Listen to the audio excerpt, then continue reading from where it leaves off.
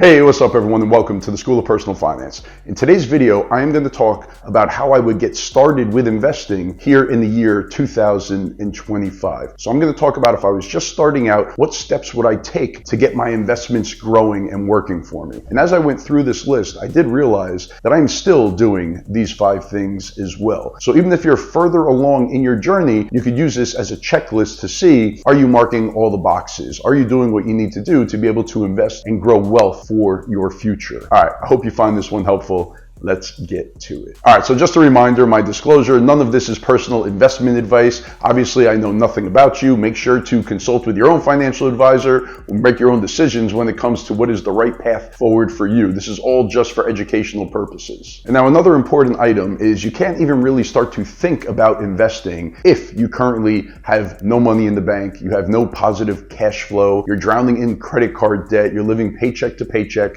Those are all things that you need to solve before you could move on to the investing phase of your life. When you go ahead and you pay off credit card debt, where say you're paying 23%, that is such a win. You have to look at that like you're getting a 23% rate of return on your investment. All right, so if I was just starting out today, the first thing that I would do is I would look at my employer retirement plan. So that could either be a 401k, a 403b, a 457 plan, and I would see, do they offer me a company match? And if the question to that is yes, then this would be priority number 1 as far as me getting started with investing, because that is free money.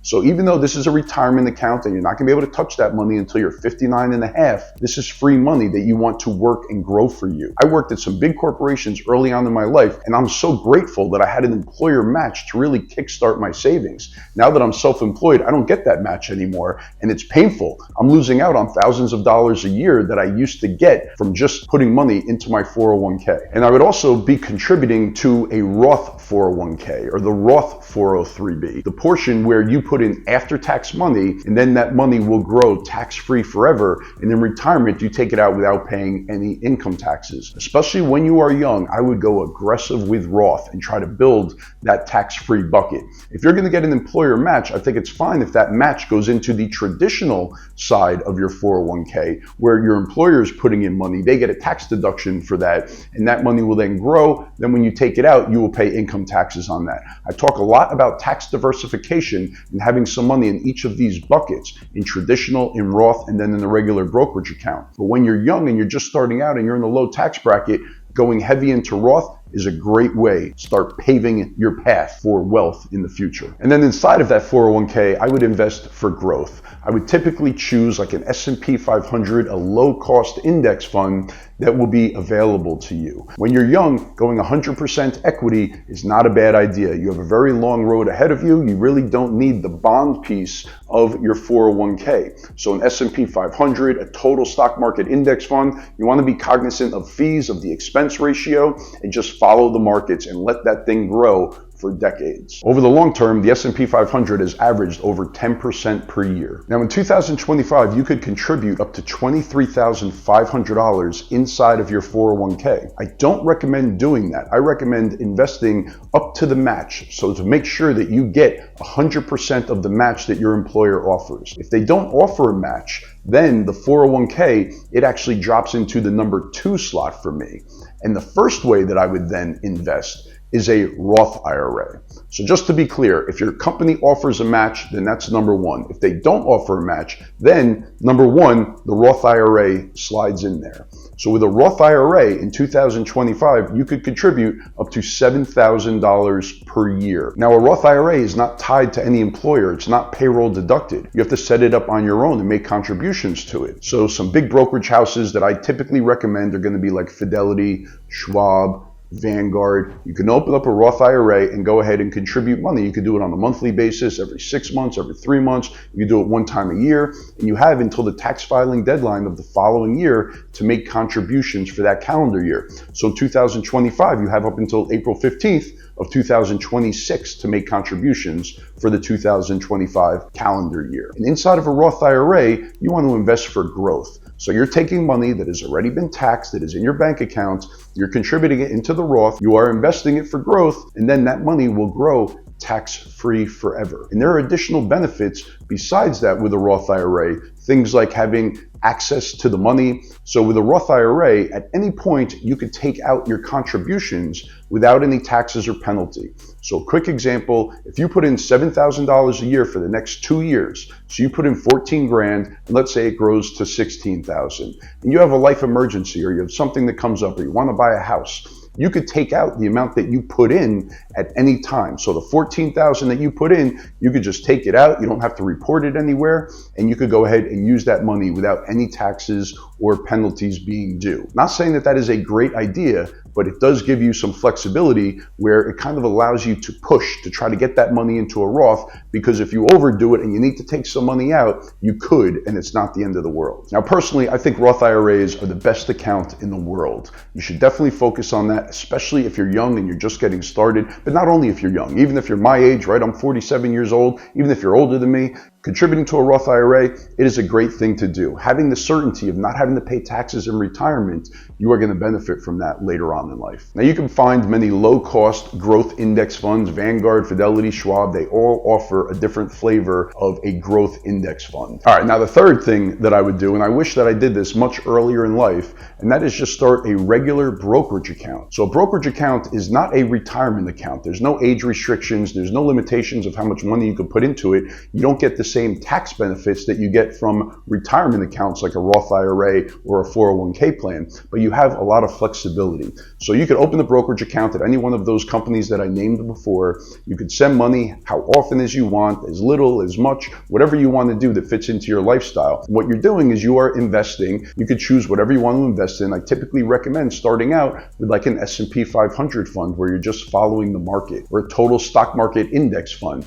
Nothing fancy, low cost, and then you know how you're doing each and every day. You could look at your iPhone app or look at CNBC and see how the market's doing, and you know how that account is doing. And just your goal should be to accumulate shares. No matter what is going on in the market, if it's going up, it's going down, it shouldn't have an impact on your life. All you want to do is just keep consistently investing and contributing money into there. Now, you don't want to invest money that you're going to need a year, 2 years down the road if you're saving for a down payment or for a car or for college education or whatever the case may be. If you have a short-term time horizon, investing in the market is a risky thing to do because you don't want to be pulling money out of the market right as we go into a recession and the market's down 20% and now you need the money. So you do want to have a longer time horizon, but this is another bucket that you want to fill throughout your entire life. You want to get in the habit of just sending money in there and investing it and setting and forgetting it and not worrying about how it's doing on a day-to-day basis, knowing that over the long term, the S&P 500 is going to average somewhere around 10%. Now, nobody knows what the future is going to be, and we could go through a lost decade again like we did in the early 2000s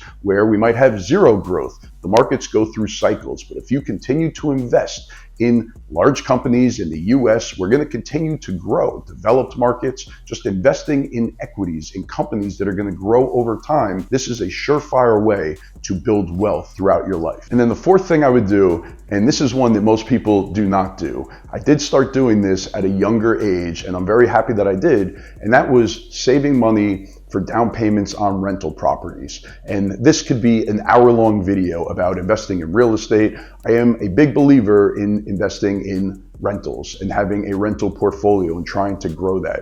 And really your goal should just be to educate yourself about it and get to that first house where you have enough of a down payment where you can buy a rental property that gives you positive cash flow. The market is very difficult right now, and it's going to take you a while to be able to save for that first down payment. But there are markets throughout the country where houses are still inexpensive and there is a large tenant pool, people that want to rent houses. Right now, demand for rentals is very high. It's very easy to get tenants because home affordability is so out of control right now. So more and more people are renting for longer periods of time. But places like in the Midwest, like for example, Kansas City or Memphis, Tennessee, Birmingham, Alabama, these are all strong rental markets where you could buy a decent home for $150,000, $200,000. So down payment, you might have to save 20% of that, somewhere in the ballpark of $30,000 plus closing costs. But it's hard right now. Interest rates are very high. It's hard to make the numbers work, and there's limited inventory. So this one takes research. It takes time. But if you start now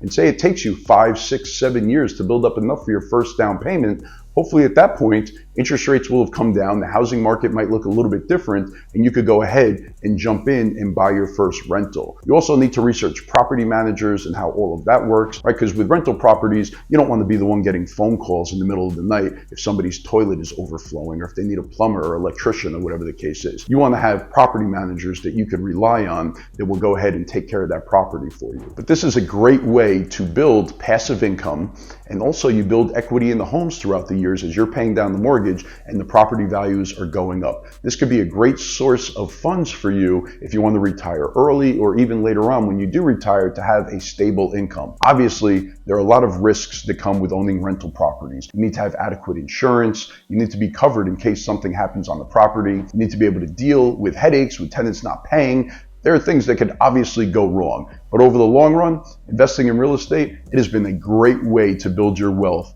for many, many years now. And then the fifth and final thing that I would do if I was just getting started with investing this year, and this one doesn't cost any money, it's just a matter of your time, and that is educating yourself. There are so many free resources where you could learn about anything in the world these days. You could learn skills, you could learn how to make money online, you could learn trades, anything that you want, you could learn online these days. And maybe the first step is just learning how to use AI to learn about new things. So I'm using ChatGPT all day, every day. It's become my best friend. You could learn anything in the world. My daughter, I joke around with her. We're driving around. She's asking me questions that I don't know the answer to. And I'm like, you need to ask ChatGPT. Chat knows everything. Whatever you need to know, anything that's brewing in your brain, ask the question. And I'm amazed at what answers come back. So really, right now, it is a time for learning, for education, because it's going to translate into money for you eventually. So the amount of information that's out there at our fingertips that we could learn, make sure you're taking advantage of all that stuff. All right, everyone, that is it for this one. If you'd like to join my membership community, I am just getting started with it right now. We're going to be talking about all these types of things. We're going to be doing live webinars. We're going to be doing pre-recorded courses as well. We're going to have office hours. You could come in and ask me anything.